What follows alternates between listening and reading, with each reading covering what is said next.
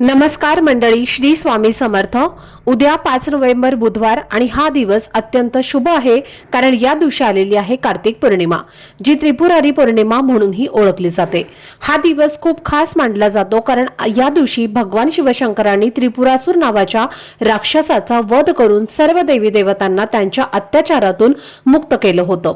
या घटनेच्या आनंदात देवांनी सर्वत्र दिवे लावले आणि म्हणूनच आपण या दिवशी देव दीपावली साजरी करतो।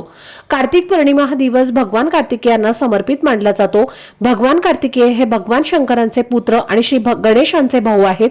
वर्षातून एकदाच भगवान कार्तिकेयांचं दर्शन घ्यायची संधी मिळते आणि म्हणूनच हा दिवस अत्यंत पवित्र, शुभ आणि ऊर्जायुक्त मानला जातो। या दिवशी काही विशेष उपाय केल्यास घरात सुख, शांती, समृद्धी आणि लक्ष्मीचा वास कायम राहतो। तर या शुभ दिवशी सकाळी लवकर सूर्योदयाआधी तुम्हाला तुमच्या घराच्या उंबरठ्यावर एक खास वस्तू ठेवायची आहे।